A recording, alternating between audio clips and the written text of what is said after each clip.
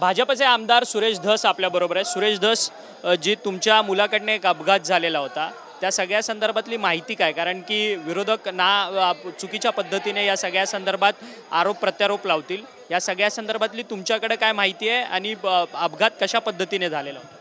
हे माझा मुलगा डॉक्टर सापळे म्हणून आहे दादरला, त्याची रेग्युलर ट्रीटमेंट आहे। त्या ट्रीटमेंटसाठी तो मुंबईला निघालेला होता आणि मुंबईला निघाल्याच्या नंतर रात्री 10:30 वाजता म्हणजे 9 वाजता तो घरून निघालेला आहे। 10:30 वाजता जातेगाव म्हणून एक फाटा आहे सुप्पा आणि शिरोळ कासारच्या मध्ये, तिथे जो आहे तो ॲक्सिडेंट झाला।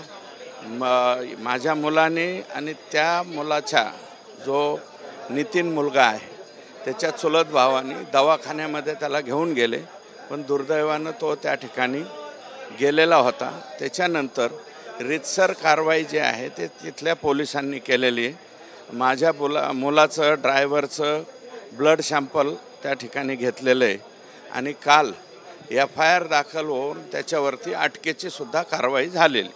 परंतु या सगळ्या संदर्भात आरोप प्रत्यारोप होताना पाहायला मिळतात आहेत। सत्ताधारी आमदार म्हणून तुमच्यावरती देखील आरोप होतात आहेत की कायद्याच्या संदर्भात काही तुम्ही तडजोड केली।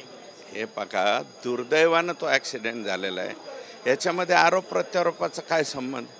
रीतसर गुन्हा दाखल झालेला आहे, बाकी सर्व कारवाई केलेली आहे आणि आता पोलीस जे आहेत तिथले सुप्प्याचे आणि योगायोगाने म्हणजे त्या मुलाच्या दुर्दैवाने पण यांनी माझ्या मुलानेच फोन करून सांगितलेलं आहे पोलीस स्टेशनला की असं असं या ठिकाणी घडलं आहे आणि अगदी 5 मिनिटाच्या अंतरामध्ये, कारण तिथले जे API PI जे होते ते ऑन ड्युटीच होते आणि ते 5 मिनिटाच्या तिथं घटनास्थळी गेलेले होते। या घटनेची निष्पक्ष चौकशीची मागणी तुम्ही करता?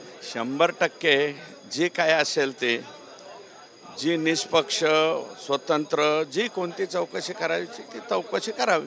धन्यवाद, तुम्ही आमच्याशी बातचीत केली। भाजपा आमदार सुरेश धस होते।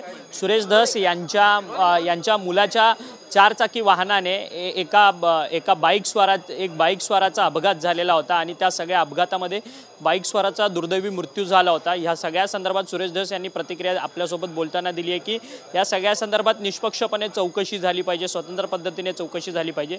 मी कोणत्याही पद्धतीने या कायद्याच्या सगळ्या गोष्टींमध्ये हात घालत नाहीये, परंतु ज्यावेळेस अपघात झालेला होता त्यावेळेस माझ्या मुलानेच त्या जो कोणी अपघात झालेला दुचाकीस्वार आहे त्याला हॉस्पिटलला घेऊन गेलेलं होतं आणि त्याची संपूर्ण उपचार जे आहे त्या सगळ्या संदर्भात त्याने मदत केलेली होती, परंतु दुर्दैवी पद्धतीने त्यांचा मृत्यू झालेला होता असं मत जे आहे ते आमदार सुरेश धस यांनी आपल्याशी बोलताना व्यक्त केले। व्हिडिओ जर्नलिस्ट कमलेश अक्षय मंकणी, TV9 मराठी, मुंबई।